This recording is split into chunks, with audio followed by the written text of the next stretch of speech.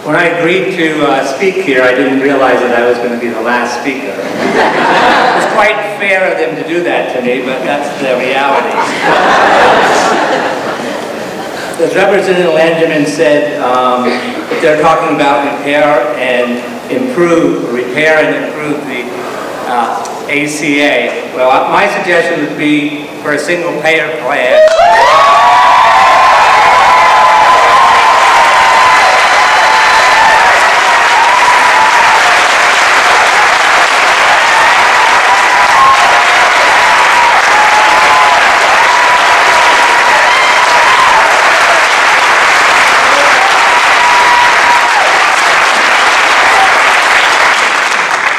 And it didn't take me 7 years to pick it out.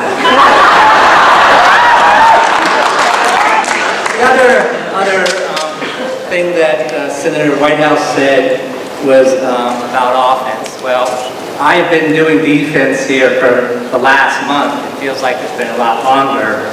And I think it's time to do a little bit more offense.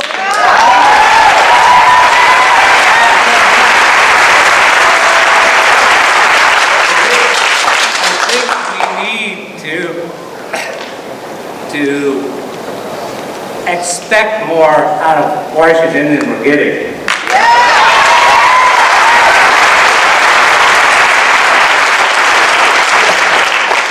I think it's time to stop settling for what they're giving us and ask for what we need.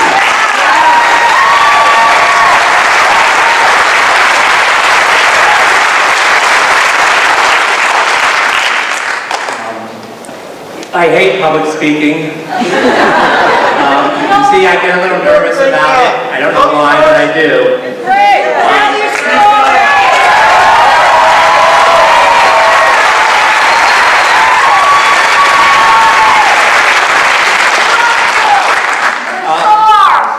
It's just too important, as far as I was concerned, to sit on the sidelines. So that's why I'm here today.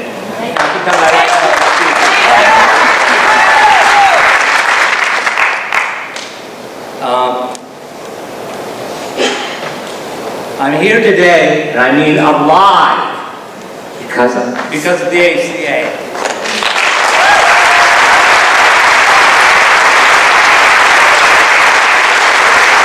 I'm sure I'm not the only one in this room that can say that, and I'm sure there's thousands of Rhode who can say that today, and probably tens of thousands of Americans can say that. I have a sister-in-law, just so happens, who got insurance through the ACA, went to her doctor, and found that she had cancer of the breast, and she's here today because of the treatment and diagnosis.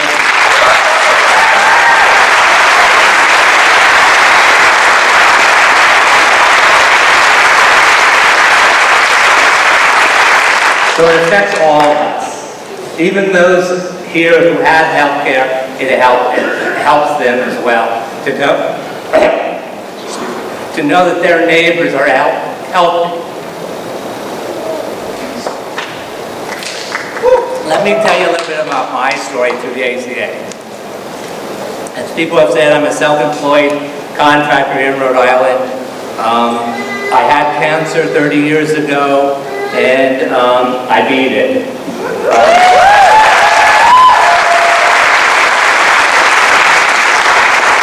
I've always maintained my own health care. I've always paid for my own health care. But 2 years ago, maybe partly because of the cancer treatment, I had a heart attack. And I lost 30% of the function in my heart. And because of that, I had to go through surgery, rehab, and hospitalization, and I was out of work. And so I didn't have any income. So I went to Healthcare Source Rhode Island and discovered that I was qualified to get the ACA Medicaid Extension Plan because of my health.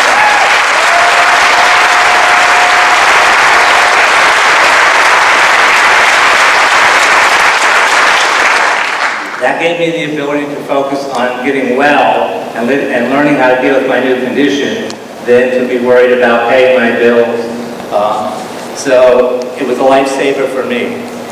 A year later, I had something called stage 3 heart block, which is the top of my heart couldn't communicate with the bottom of my heart.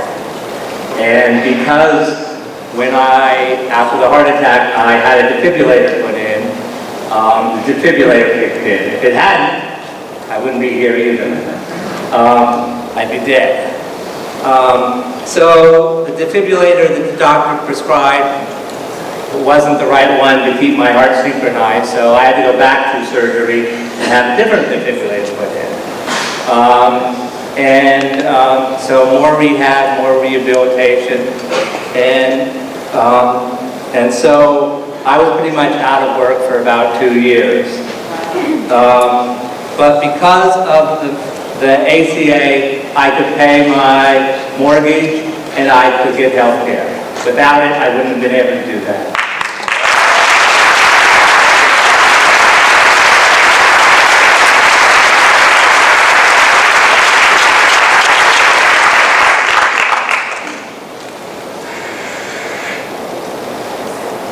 I'm hoping that in rebuilding my business that I will be able to pay my fair share of my health care in the future if we have a health care that will allow people with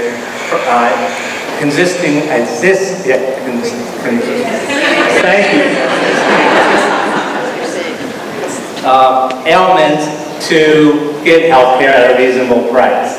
That's not clear at this point.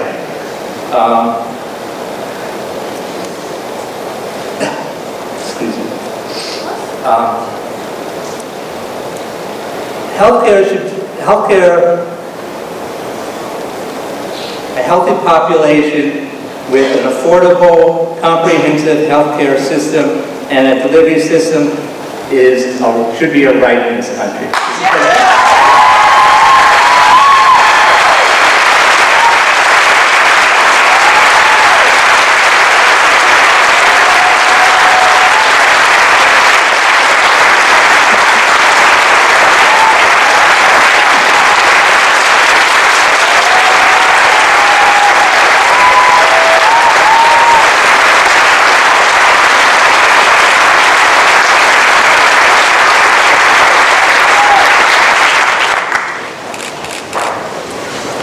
The richest country in the world and should be able to pay for health care for the entire country.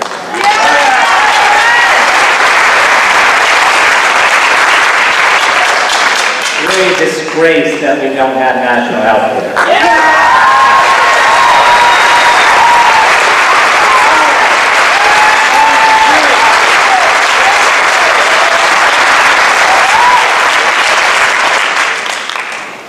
I'm just going to end it now by saying that it's time to rise up against hate, and it's time to rise up to protect the ACA.